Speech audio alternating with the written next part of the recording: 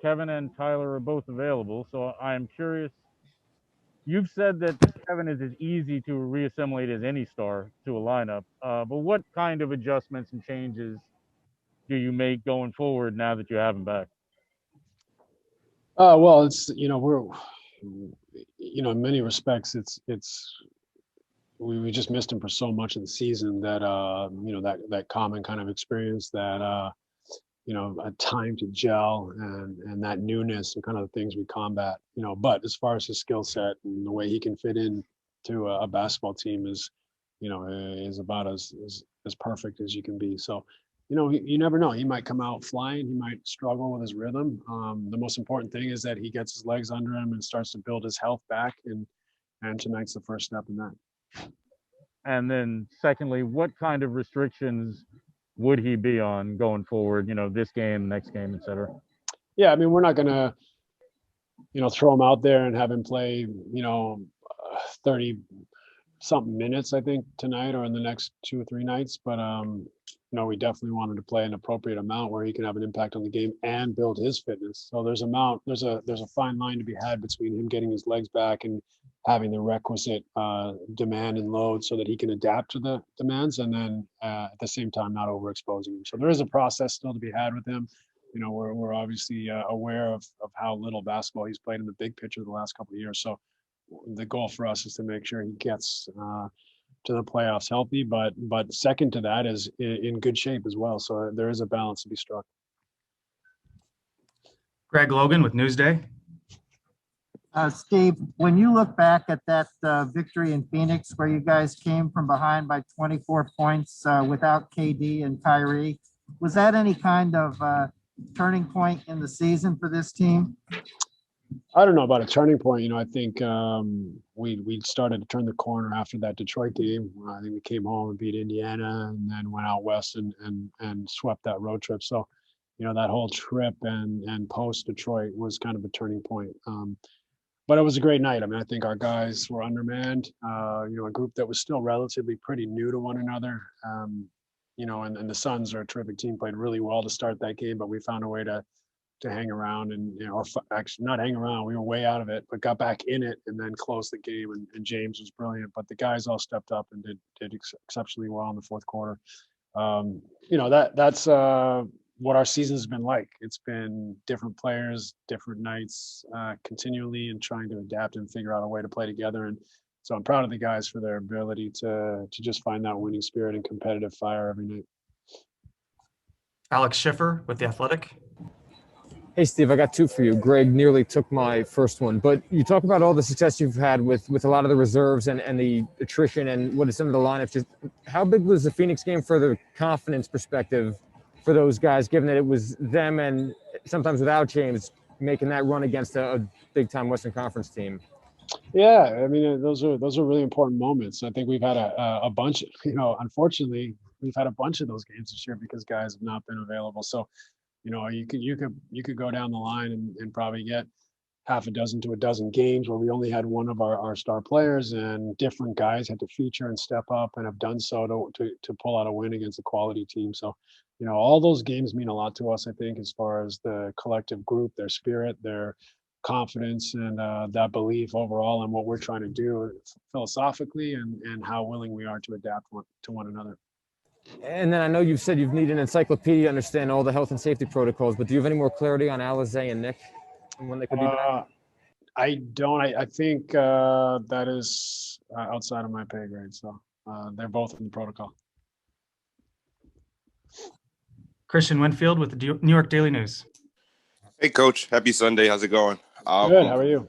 I'm doing well. Thanks for asking. Just curious, in your eyes, with respect to where this team needs to go to realize whatever goals it is that you guys have, is it as simple as, okay, we just need to get healthy and everything else will fall in place? Or do you have some tangible areas for growth that you can identify now that you can see when guys are not fully healthy? Or do you need everybody to be healthy to be able to even see what it is that you need to improve to be able to get over the hump later?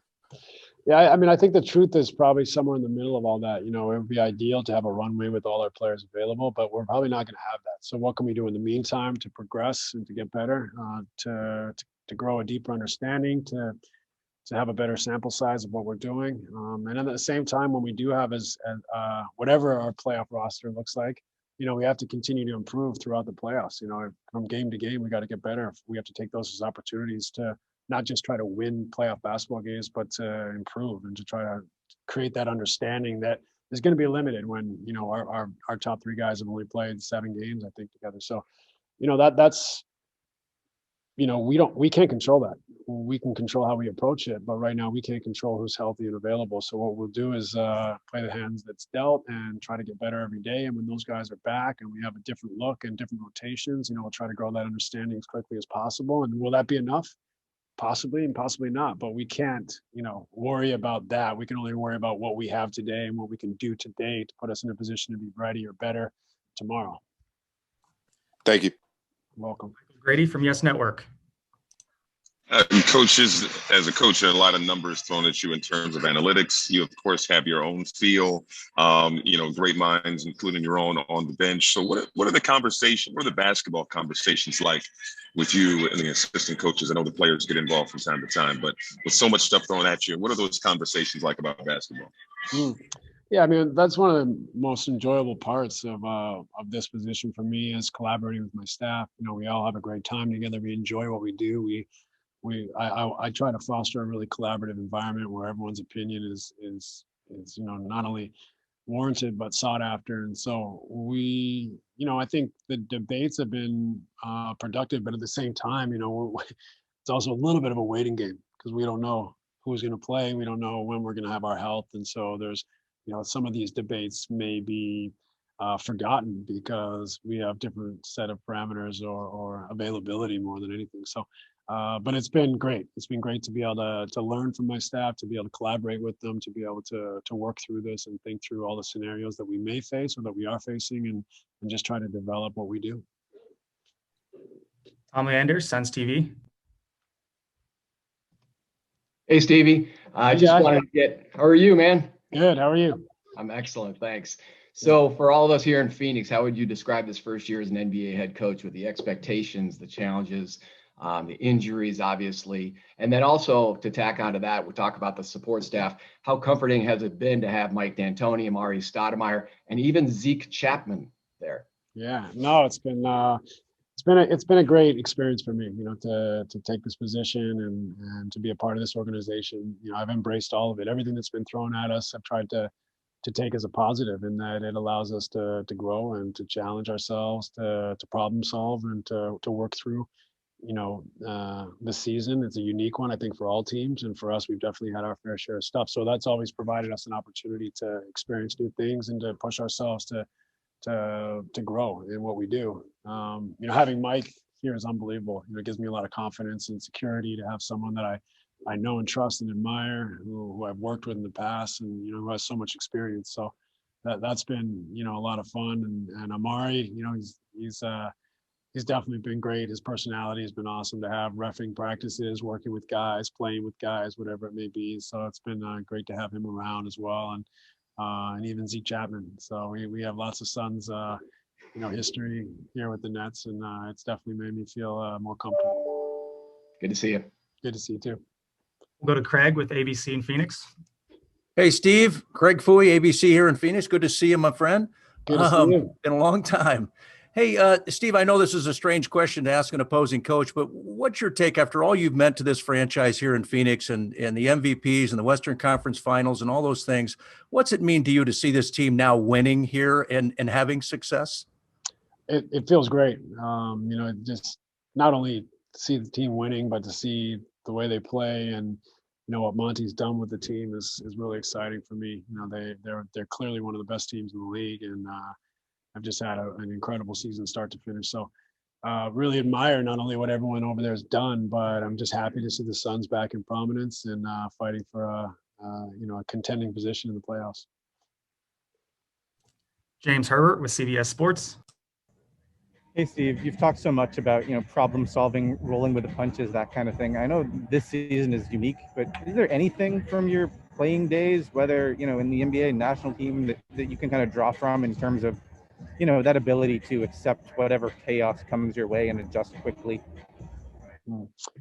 I just think it's part of all the life lessons that you face along the way. Is that are you gonna have a positive outlook? Are you gonna look for solutions rather than excuses? And are you gonna embrace all the things that are thrown at you and embrace adversity? So I think that's just that doesn't mean you don't feel sorry for yourself in moments. You don't get upset or frustrated or vent at times. But overall, largely, I look at all of these things that we've faced this year as an opportunity to grow and learn and challenge ourselves. And hopefully, if you take that approach, you build resolve and you learn and grow enough that it helps you in the end. So I don't, at the same time, I don't go home and think about how bad our luck's been or that anything's unfair. I look at it as like, great, another opportunity to challenge ourselves, to find a way to come together, to like you said, problem solve.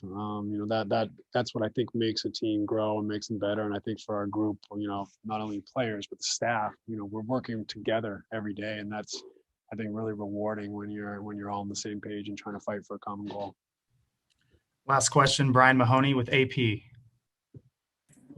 Hey, Steve, with Kevin, you have 12 games left. I think there's 3 back-to-backs in there. If health allows, how much do you plan to or play him down the stretch? Yeah, I'm still in the camp of I wouldn't want him to play back-to-backs. I'm not saying that's never going to happen, but if we can avoid it, he probably doesn't play in back-to-back games. But those are all decisions we'll have to make as we monitor our situation.